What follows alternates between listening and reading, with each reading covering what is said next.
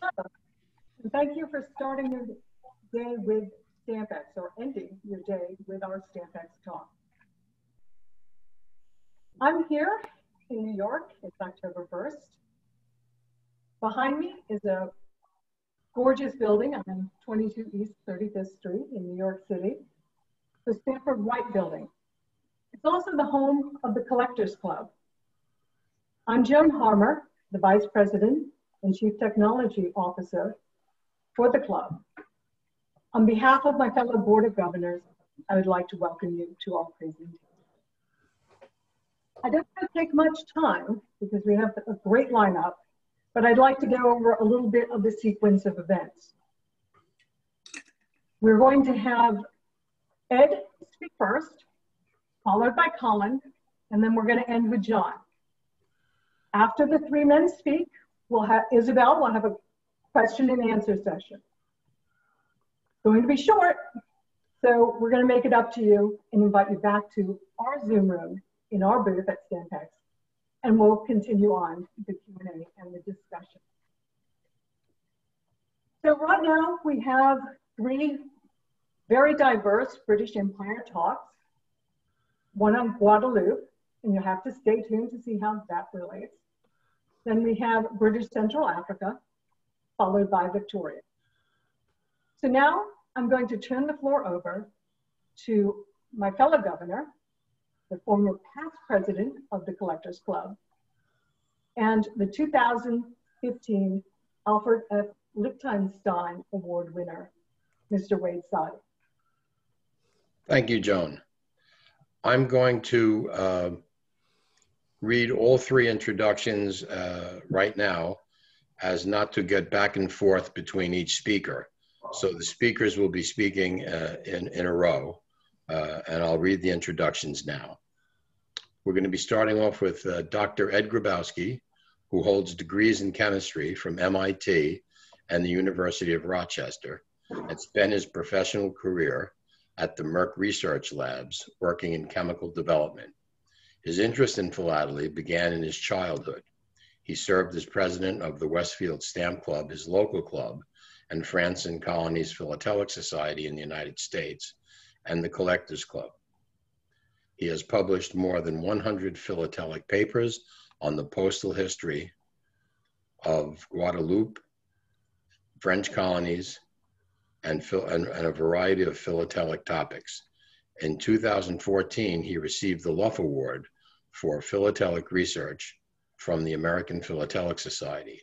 Over the years, he has exhibited three major philatelic areas: Guadeloupe postal history, the era of French colonial allegorical types, and philately and international mail order fraud. His exhibits have been recognized both at the national and international level. This evening's talk is entitled Guadeloupe Postal History, The British Carry the Mails. Next, we have Colin Fraser from Woodstock, New York. He is a collector and professional philatelist. His interests include British India, India used abroad, British Africa, and many other areas. Formerly, Christie's vice president and international director of their stamp department. Since the early 1980s, he has been active with many groups within organized philately, including the American Stamp Dealers Association, the British Philatelic Federation, the Philatelic Writers Society, the Rhodesia Study Circle, and the Waterloo Study Circle, amongst others. Colin's talk, the lithographed arms issue of British Central Africa, 1895 to 1896. John Barwis was born in Brooklyn and spent his childhood in Pennsylvania. He was educated at Hope College, Temple University, and the University of South Carolina, where he earned a PhD in geology. He served as manager of Ice Station T3 in the Arctic Ocean for the Office of Naval Research. He held positions in Royal Dutch Shell and subsidiaries, including exploration geologist, manager of geological research, chief geologist, and finally technical director at Shell, UK. He retired in 2003 and lives in Western Michigan forest with his lovely wife, Susan, of 52 years. John was lured into the philatelic world in the 1950s by his grandmother and never escaped. His traditional postal history and literature exhibits have won many national and international awards, the most memorable of which was the Grand Award at Stampex 1999 in London for Victoria Half-Lengths, his first exhibit. He has published extensively in philatelic literature, including Grand Award-winning Handbook on the Half-Lengths.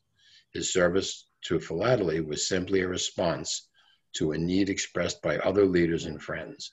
He is President Emeritus of the U.S. Philatelic Classic Society, serves as a member of the Finance Committee of the American Philatelic Society, and is President of the Institute for Analytical Philately, of which he was a co-founder. John's talk is titled Victoria's Postal Transition into Colonial Status. So I would like to introduce at this point Dr. Edward Grabowski.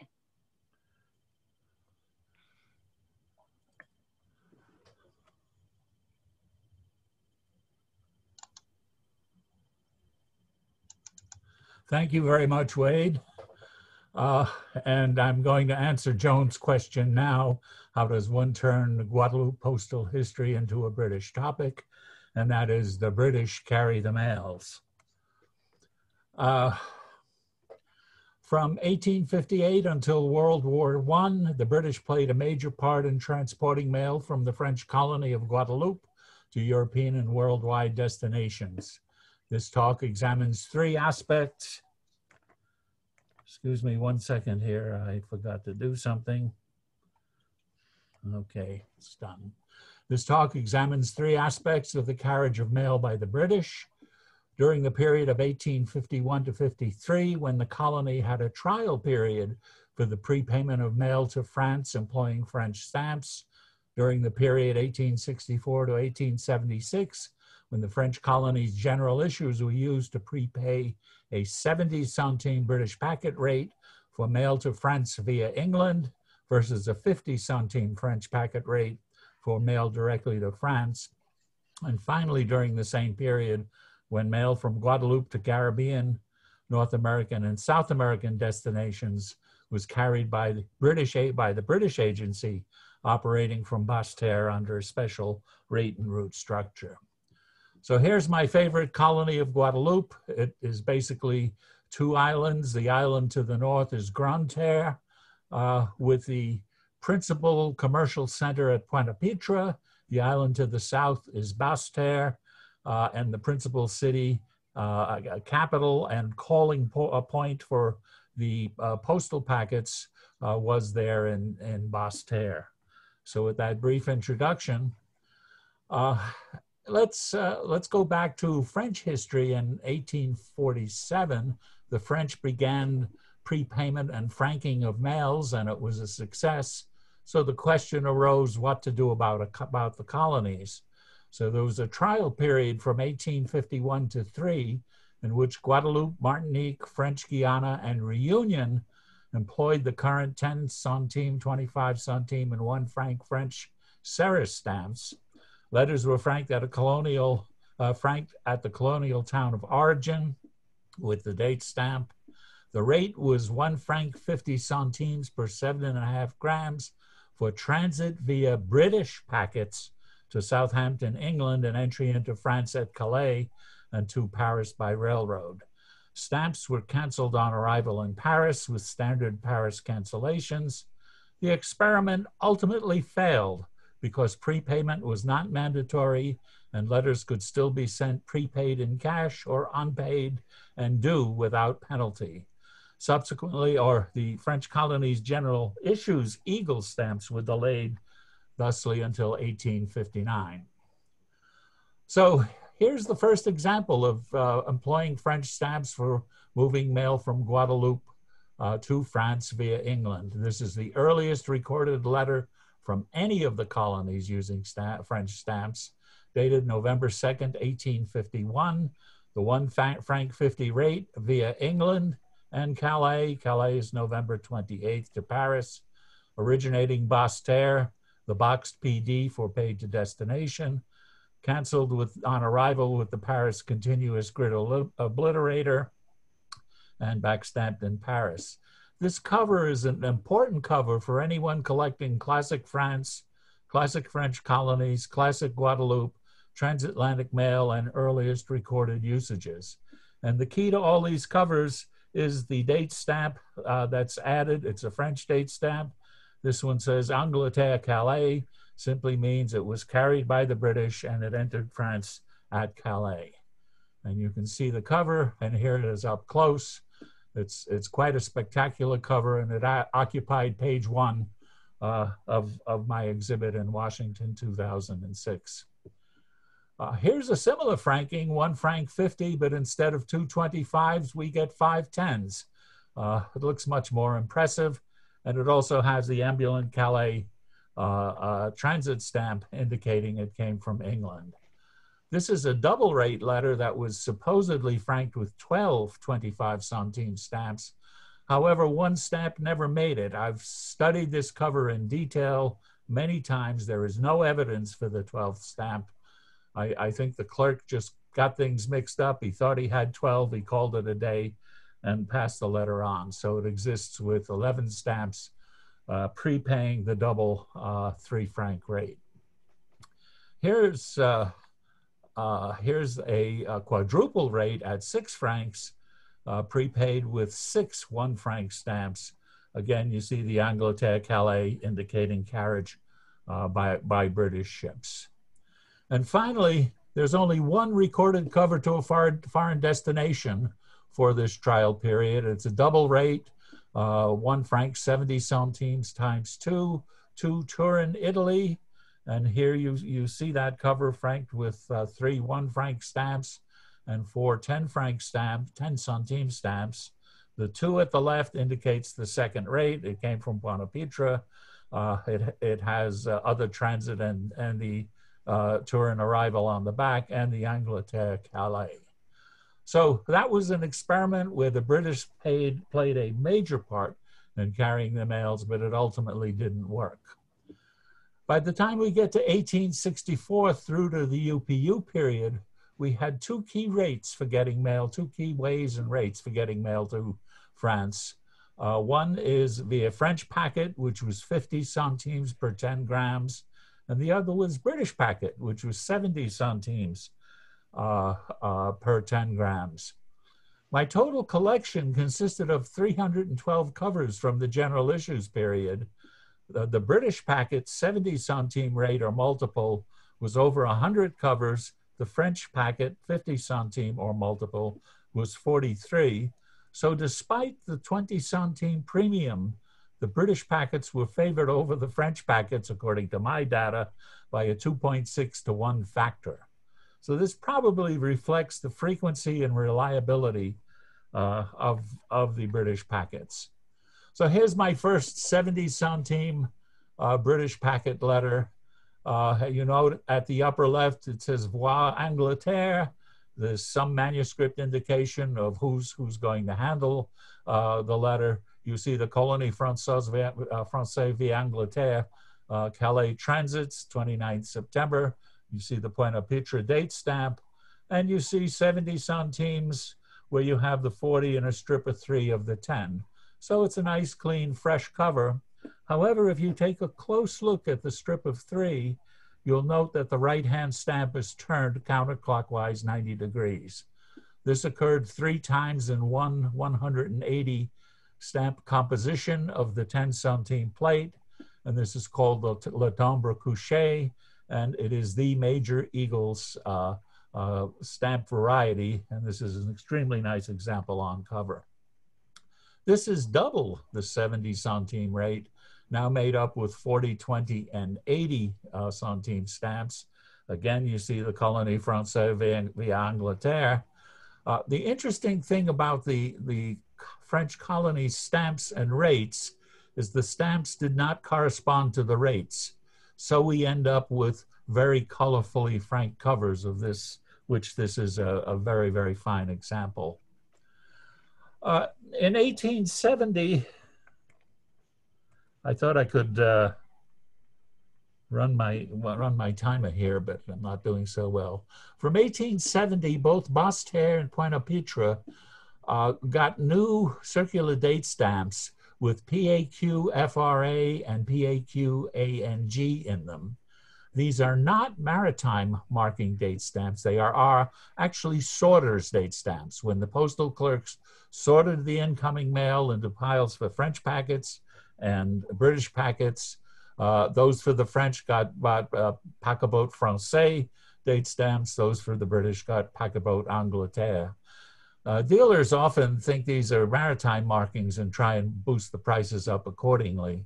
This particular example is very nice. It's paquebot Angleterre via Basseterre, and you notice all of the French markings here are in blue, which is a little bit of a rarity.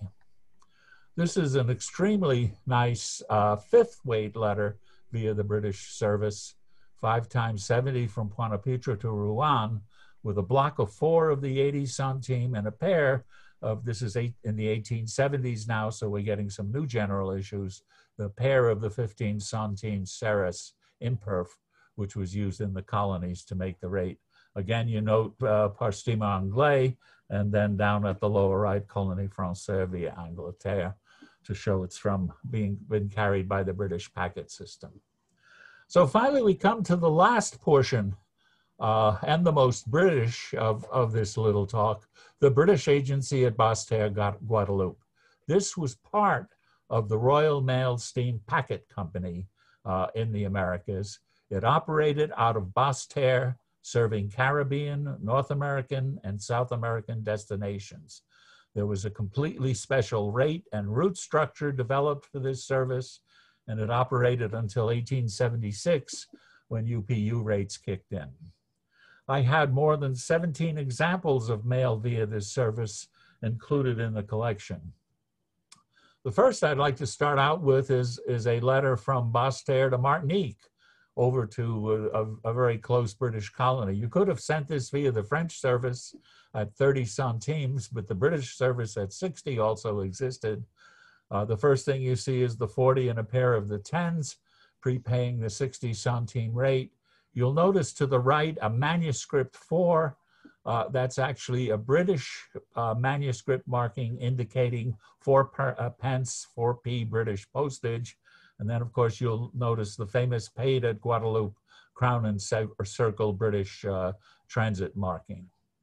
Also, if you take a close-up look at the stamps, they're not so good in the margins, but you can't have everything. You do notice the pair of the 10 centimes is Le Timbre Couché.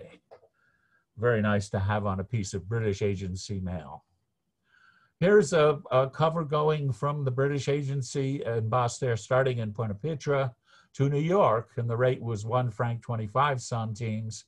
That included 20 centimes for local postage, and the remainder was for the British, which was 1 shilling. Again, you notice it's kind of lightly struck, the paid at Guadeloupe hand stamp. This was not paid to destination, so when it arrived in New York, it got a steamship 10, meaning 10 cents was due in New York for completing the transit. This is the exact same rate to New York, except it's a double weight letter, now franked at 2 francs 50 centimes. You notice the manuscript 2 slash, that's for 2 British shillings. The paid at Guadeloupe, reasonably good strike.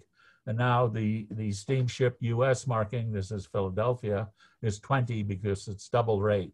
One peculiarity about this, when they posted the letter at Basseterre at the lower right, you notice a very light PD for paid to destination. That was incorrect because it's due in the United States.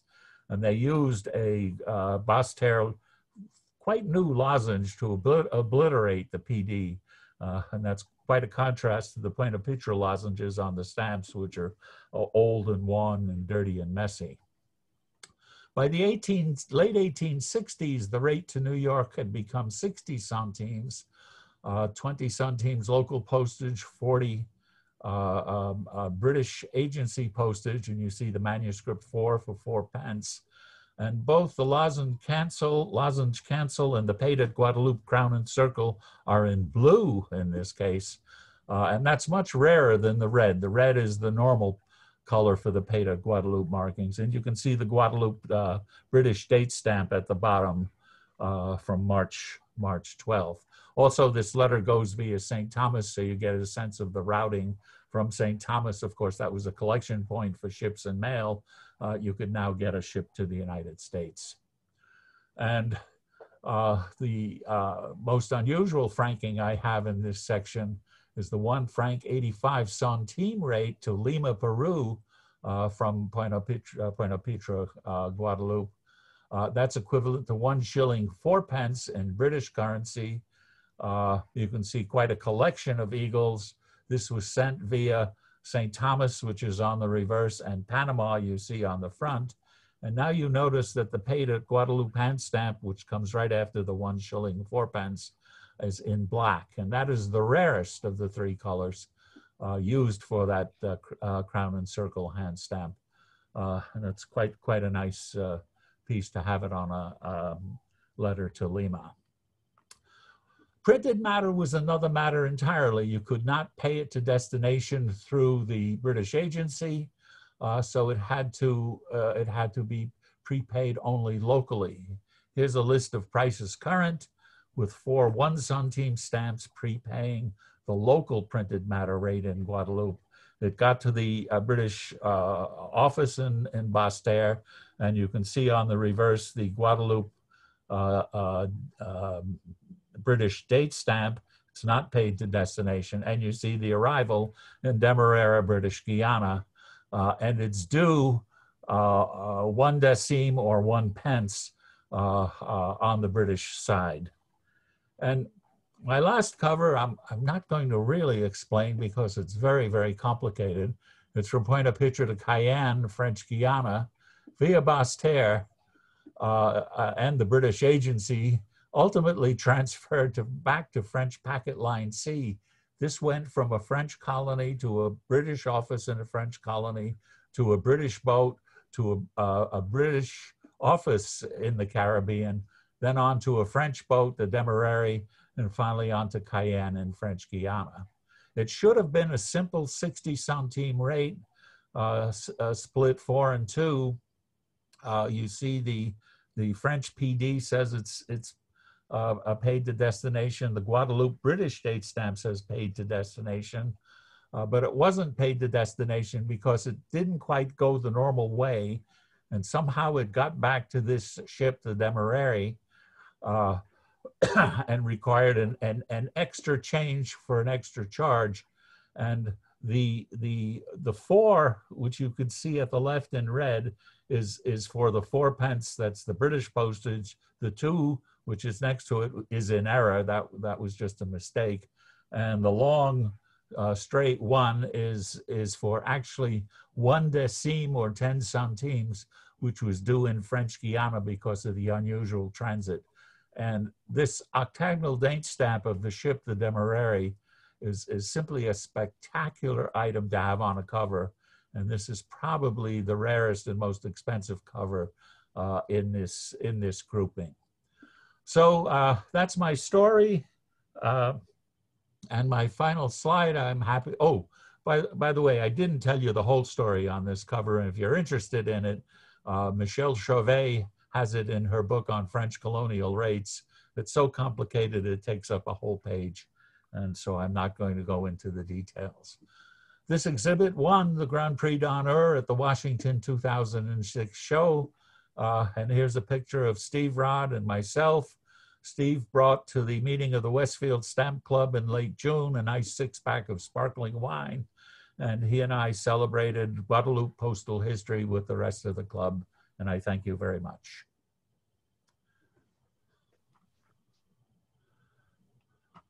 Colin, you're next. Okay.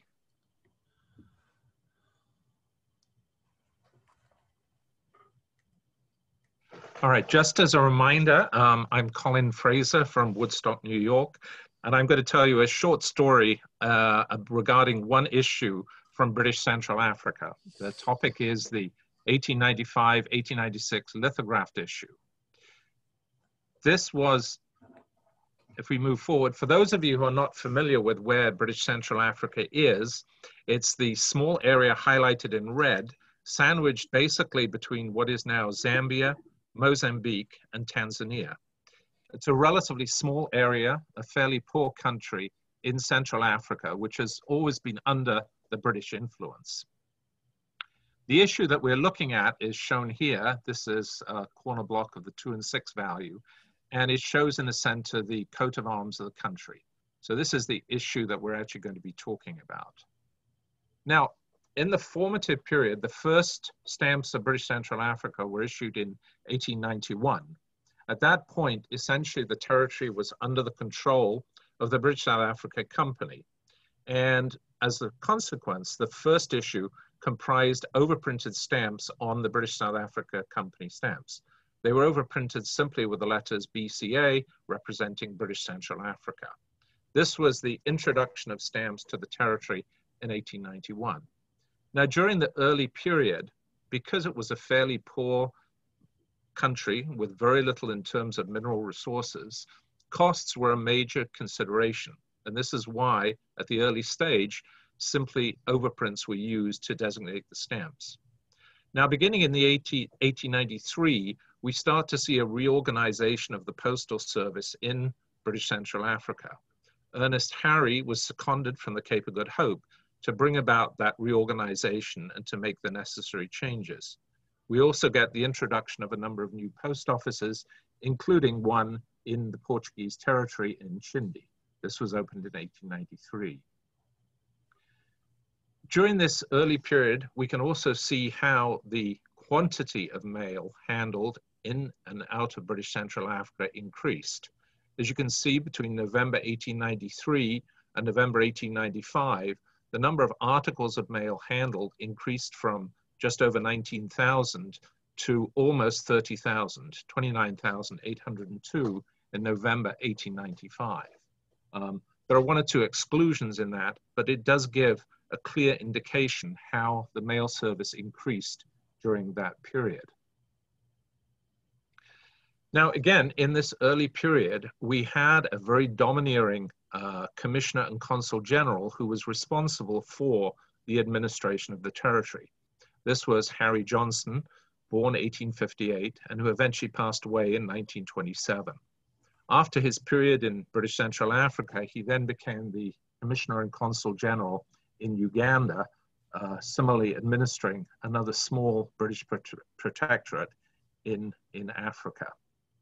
Now, Harry Johnson had very clear ideas of many things, and as we'll see in the course of the next few slides, he really was a very domineering and controlling person in terms of the development of the issue that we're talking about, the 1895-1896 issue.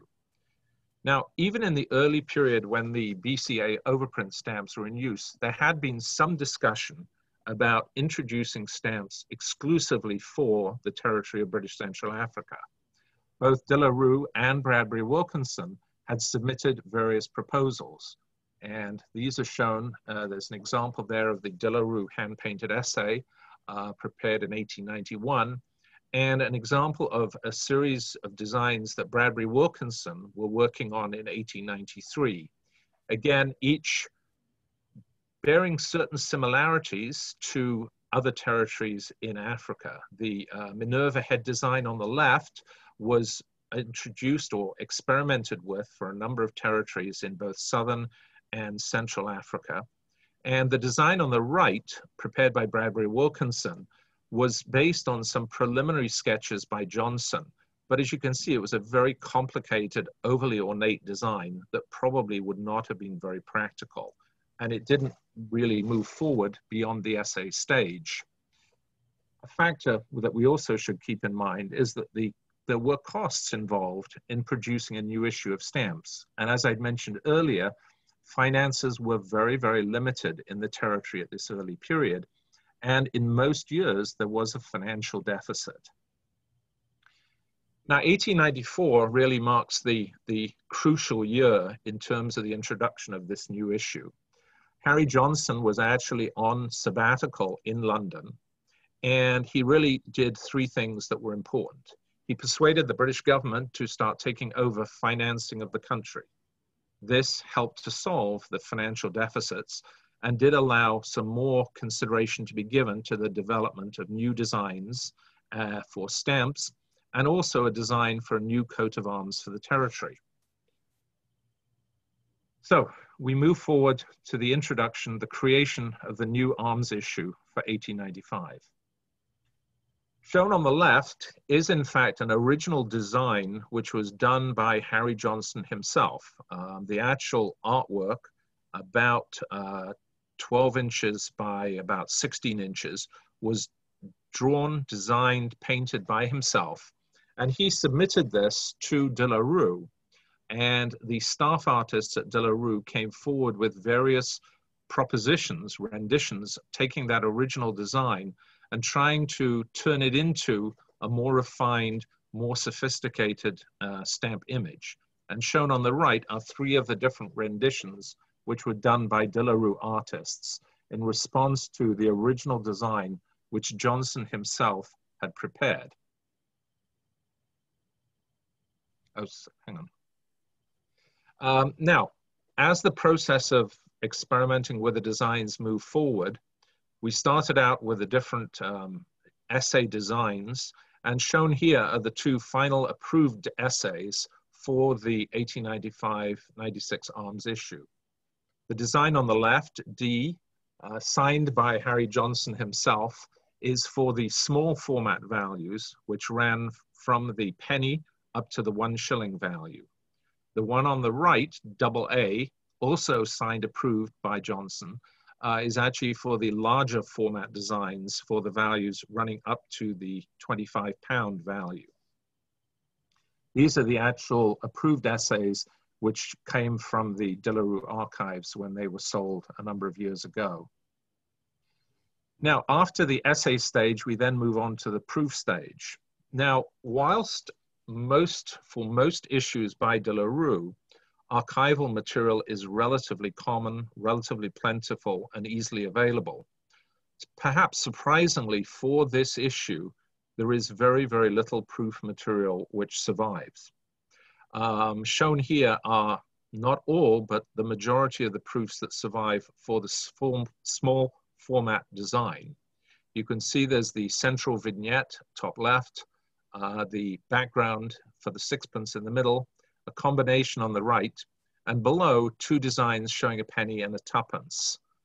And as I say, these represent many of the surviving proofs for the small format. For the large format, similarly, there are very, very few surviving examples. There's the central vignette showing the coat of arms designed by Johnson, the background showing the denomination of the £1. The proof on the right-hand side, there's really no documentation explaining what this proof was actually produced for, what its actual purpose was. But I believe that it was produced as part of the transition to the following design, replacing the 1895-1896 issue.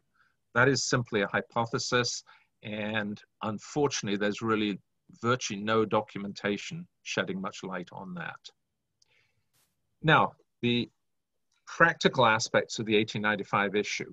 It was actually dispatched from London, produced by De La Rue. It was dispatched on the 24th of April, 1895. It combined postage and revenue stamps, 11 denominations, and they were all initially lithographed on unwatermarked paper. Now, the key thing to take away from this, Johnson designed the stamps, he selected the denominations, he chose the colors, he did the negotiations with De La Rue. But ironically, he was totally unhappy with the stamps issued, the colors, and the poor reproduction of his design.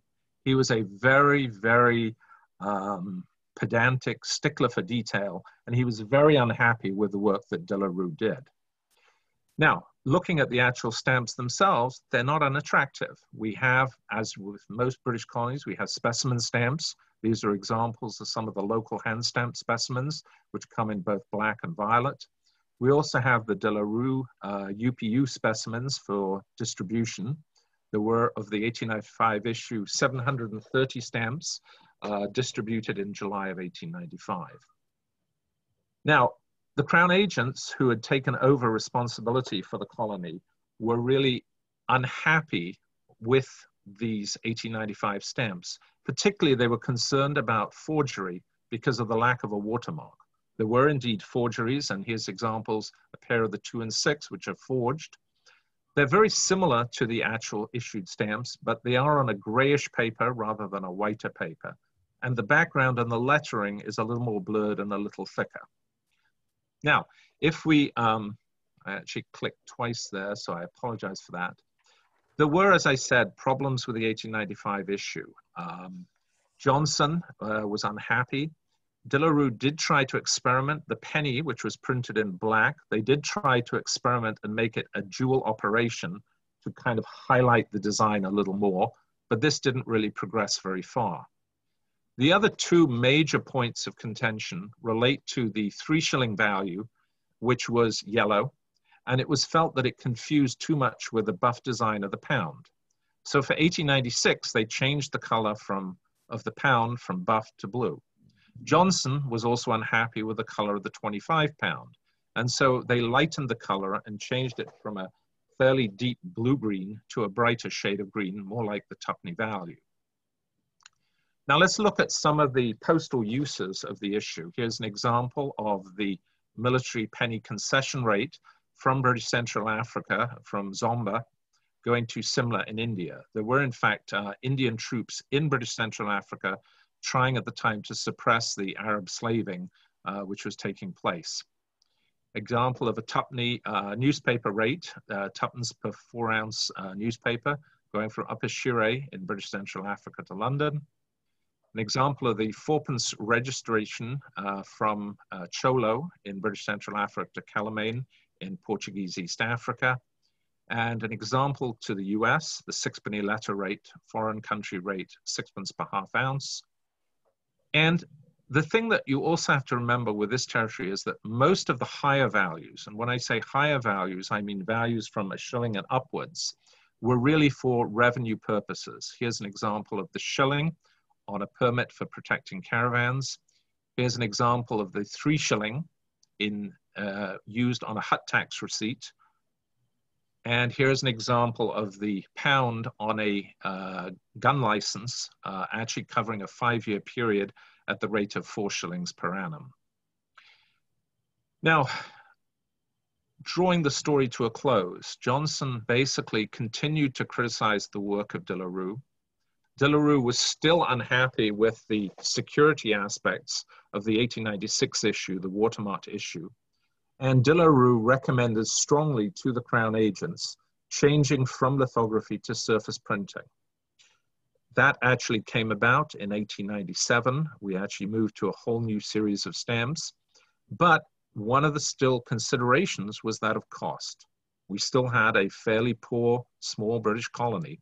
And so De La Rue introduced a number of its color schemes and standardized procedures more typical of the typography that De La Rue used. And that really draws to a close the short story of the 1895-1896 lithograph issue of British Central Africa. And at this point, I will pass off on to John Barwis, who will take us out to the Australian state of Victoria. Great.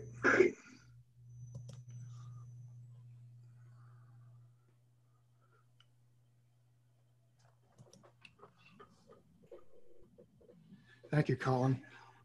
And good evening, ladies and gentlemen. I'm John Barwis on Michigan's West Coast. I'd like to thank you for taking the time to participate in these 3 Collectors Club presentations. It's my pleasure to show some philatelic aspects of the carving off of a part of New South Wales to form the colony of Victoria. The Port Phillip district of New South Wales, now known as Victoria, looks relatively small on this map, but it might surprise you to know it's very close in size to the entire UK. Until 1851, Victoria was the Port Phillip district of New South Wales. The area was unexplored by Westerners until the 1820s and wasn't settled until the 1830s. But by mid-1850, Melbourne's population had soared to more than 77,000. Residents of Port Phillip felt underrepresented in the colonial government in Sydney, so in 1840 they petitioned for independence from New South Wales. Although separation was granted by assent of Queen Victoria in August 1849, the split wasn't final until 2 years later, on July 1st, 1851. It's this 2-year period to discuss. To prepare for separation, in December 1849, Thomas Ham in Melbourne was awarded a contract to produce the new colony's first postage stamps. 3 denominations are required: 1 penny for town letters and newspapers, 2d for inland letters, and 3d for ship letters. Stamps were to be delivered to the GPO in Melbourne on 1 January 1850. That left only 19 days for designing, engraving, and printing. I suspect that in reality, because Ham was the best engraver in town, he got started earlier with the tacit support of the postmaster before his contract was signed. The stamps were to bear the colony's new name, Victoria, even though the colony wasn't scheduled to become independent for another 18 months. Ham designed the stamps and engraved a single steel die for all 3 values. Die prints were then transferred to lithographic limestones, from which sheets of 30 were printed. These issues are among the world's first postage stamps printed by lithography. The superb quality of impressions belies their lithographic origin. As part of his contract, Ham also supplied cancellation devices, the so-called butterfly cancels, as shown here on the 2d pair. A unique number was assigned to each of the 49 post offices in the district. The blue 15 on the 2d pair represents Geelong. The first stamps were sold on January 3rd, 1850 at the GPO in Melbourne, only 21 days after award of Ham's contract. His recorded use of these stamps is a cover dated 4 January, bearing a pair of the 1 penny orange vermilion. That cover hasn't been seen since it was reported in 1921, so I suspect the stamps may have been soaked off and the cover destroyed. The cover shown here, owned by the Royal Philatelic Collection, weighed between 1/2 and 1 ounce, so is paid at the double 2d rate.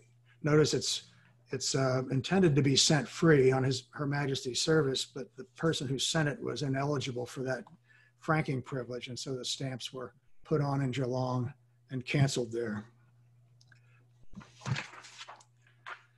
In January, although Victoria became a new colony on July 1st, 1851, no Victoria date stamps were available until January 1st, 1852.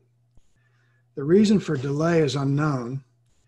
It may have involved lack of writing process and/or a contractor's manufacturing delays. More likely, the New South Wales Postmaster General could not sanction use of an official marking from a political entity that did not yet legally exist. The letters after the dates in the last 2 types denote the time of day the letter entered the mail. In January 1850, the new stamps were distributed to all 49 post offices in the Port Phillip district. The stamps were never distributed to towns outside the Port Phillip district, but were nevertheless valid for postage throughout New South Wales. Quite rightly so, inasmuch as Port Phillip remained part of New South Wales until 1851. 7 uses from outside the district are known. This letter, mailed from Albury, New South Wales, is the earliest recorded example. Albury is on the north bank of the Murray River, the northern border of the Port Phillip district.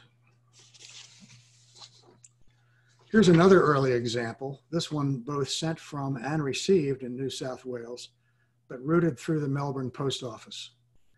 New South Wales had no direct postal route from Sydney to either Deniliquin or Balranald, so mail for those towns had to go through Melbourne. Such covers are indeed rare.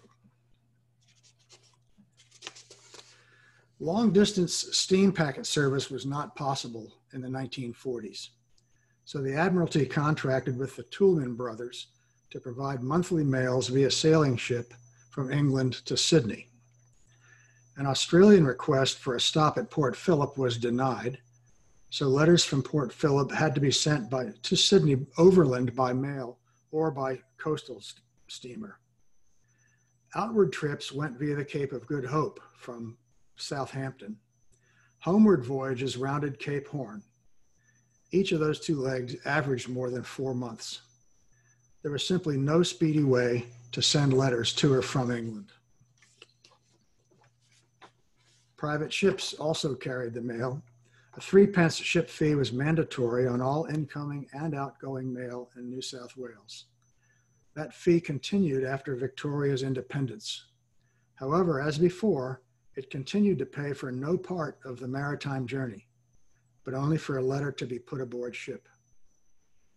The ship fee was raised to $1 in May 1854, with the extra revenue used to help pay for new post offices built during Victoria's gold rush. The $1 rate was subsequently reduced to 6 when extra revenue was used to pay for the new post offices built during the gold rush period. The $1 rate was subsequently reduced to 6 when Victoria, after being punished, accepted the British uniform rate in June of 1855. Postage could not be prepaid to destinations outside New South Wales. For overseas letters, senders had to prepay the ship fee, which simply put the letter on board a departing vessel. An additional ship fee was due at the destination, paid of course by the recipient. This letter weighed between 1 and 2 ounces, so was paid 8 inland to Melbourne, a quadruple rate, plus a $1 ship fee, also a quadruple rate, shown in red to the right of the black 1 and 1 marking. On arrival in Tasmania, the letter was rated 1 and 1, triple the 4 Tasmanian ship fee, plus a penny for inland postage to Hobart.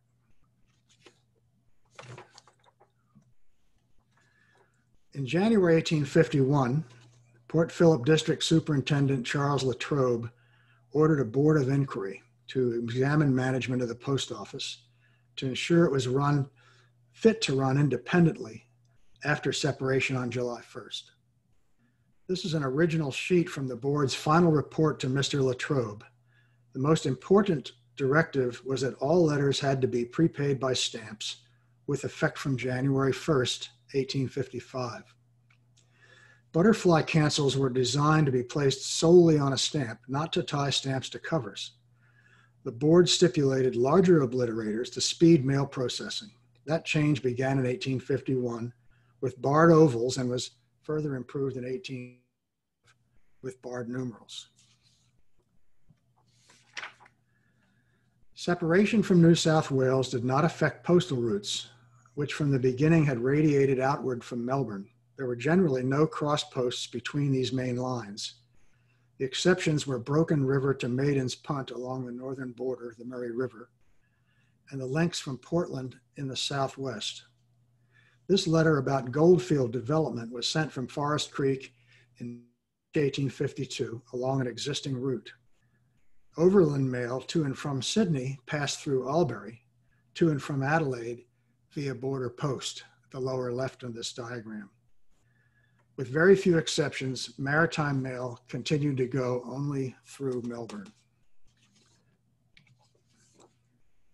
For years, Australians had been begging really, the Admiralty for a British packet steam service. Gold finally brought that service to Melbourne. This letter went on the first homeward sailing of the Australian Royal Mail packet, bearing the first shipment of Australian gold to England. In 1852 alone, Victoria produced 174 tons of gold. 2 tons a week were flowing into the treasury in Melbourne. This voyage alone delivered 7 tons of gold to the East India docks in London, worth 17 million in money of the day, a present day value of 2.4 billion pounds. Given that Port Phillip's efficient postal network was already in place, a full 18 months was probably not needed for the post office's transition. But it would have been chaotic and irresponsible to have various government departments proceeding at their own pace against their own deadlines. Victoria had built a postal system that sustained them through the explosive growth triggered by a gold rush far larger than the 1849 California discovery. In the 5 years after becoming a new colony, Victoria accommodated more than 260,000 immigrants, many of them diggers who had suffered disappointment in the United States. We have time now for questions for any of our 3 speakers. I'll now defer to Joan, our moderator. Thanks for listening. Thank you, everyone. Thanks, John, Edward, and Colin. I think we've had lots of people ask us some questions. So please do keep putting your questions in the Q&A. We will be answering more after the presentation is finished as well on their booth, which is C22. So let's have a look at the first questions. Okay, this is from Winston Williams, and it's to Edward. All your covers had stamps, but what sort of ratio do you find of stampless to stamped covers for British carried covers to France? It varies according to the 3 categories. The first category, where we were using stamps of France, stampless covers, both paid and unpaid, are quite common and very inexpensive. When you get to the period of the 70 centime rate, stampless covers are relatively infrequent. Most of what you see are from Basseterre or Pointe-à-Pitre. I have a very, very good one, unpaid via the British mails. So it's 80 centimes instead of 70. And it's from a tiny village called Vieux Habitants. And it's even got a unrecorded Guadeloupe cancellation on it, which is delightful. The British agency, they're mostly all franked. I only know of 2 unfranked stampless covers. One is actually from 1853, and at its high point commanded a price of about 15,000 euros. In the stamp period, I had one at a 6 decime rate, unpaid to London via the British agency. So they do exist. Next. Thank you, Edward. So this one is for Colin. Do you have any recollections of Gerald Simpson? Maybe, okay. Yeah, the question was regarding Gerald Simpson and Dr. Graham McFarlane. Both were very well-known collectors of British Central Africa. Graham McFarlane was actually a doctor, and his family had connections with British Central Africa. When I was with Christie's, we actually sold his collection at auction in London from memory, 1986. And Gerald Simpson was one of the very early founder members of the Rhodesia Study Circle. Jerry would have passed away sometime in the late 70s or around about 1980, somewhere about then, I don't remember exactly. Jerry had a very fine Rhodesia collection, but also a very, very good collection of British Central Africa. One of the nicest things which Jerry had written about was he did a very wonderful article in the London Philatelist many years ago on the 1934 coat of arms issue of Nyasaland, Nyasaland being the later name for British Central Africa. And he showed there the wonderful designs that Colonel Green had prepared for that issue. There's actually a parallel between that 1934 issue and the 1895-1896 issue. I have many recollections. I could go on for a long time, but I think that answers the questioner's question. Perfect. Thanks, Colin. Another one for Edward. In the last cover you showed, the rare use of cayenne, there is an expertiser's barking at lower right. Would you be able to identify the expertiser? It is a great cover. Yeah, unfortunately, I haven't been able to get to that cover to get a good clear view in a good viewing program. So I have a picture of it here, but it's not a very good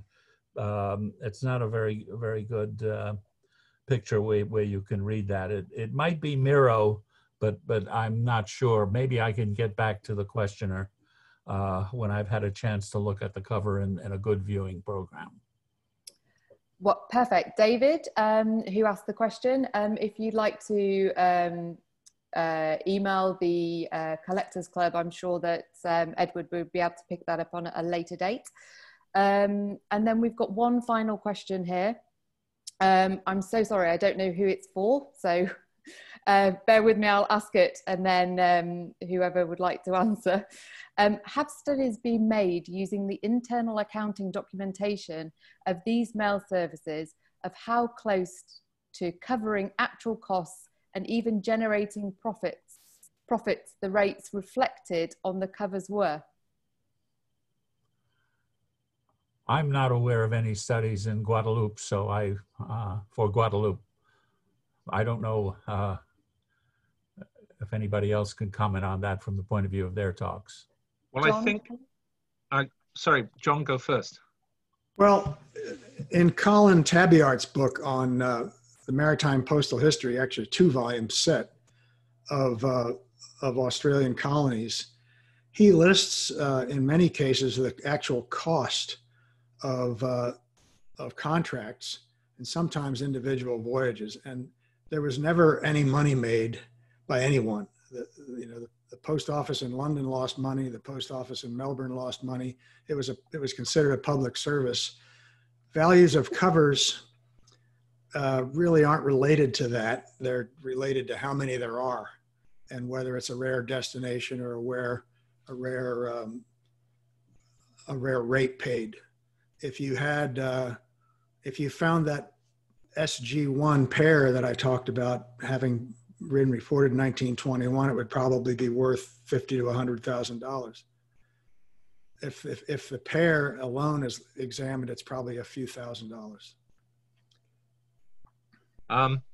Going back to the questioner, Richard Maisel from the Collectors Club actually did a lot of very interesting studies of the interplay between colonial budgets, economic pressures, and the profitability of the colonies. A lot of this was published in the British Caribbean journals, and he did a couple of talks at the Collectors Club on this.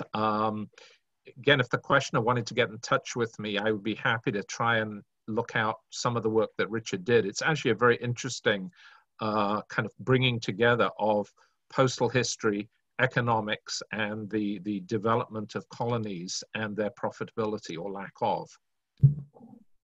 And Colin, just to confirm, if the collector, the gentleman called Edward who asked the question, would like to reach out, would he join the Zoom, or would he get in touch with you via the Collectors Club? He can just send an email via the Collectors Club. That's the easiest way.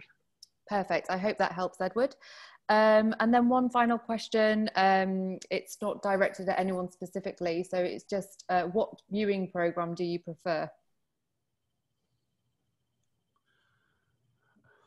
Any takers? No, this is Grabowski. I like the program.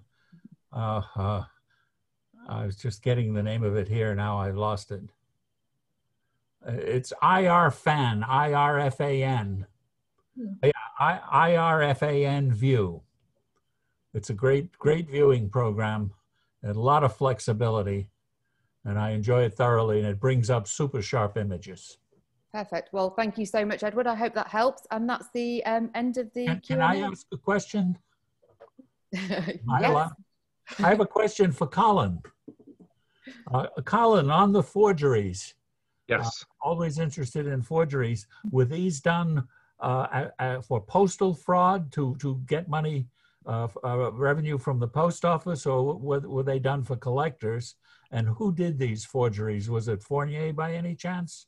They were actually done in Germany. They were not done by Fournier, but we actually don't know who did them.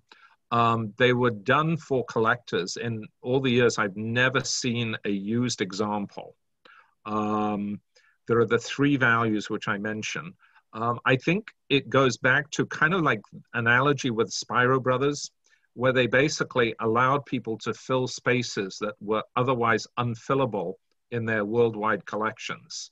And it was fortunate that the issue being lithographed, it was very easy to copy, which, you know, was De La Rue's concern. It wasn't an issue of postal forgery or postal fraud. It was really a question of picking the pockets of collectors.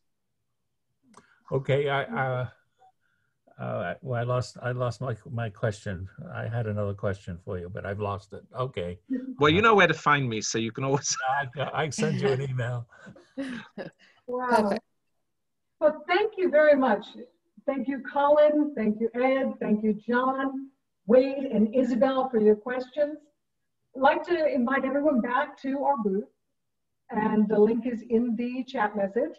And you could come on and we could do our normal social hour, because I know our time is limited here on the Zoom. I'd like to thank the PTS for a wonderful show.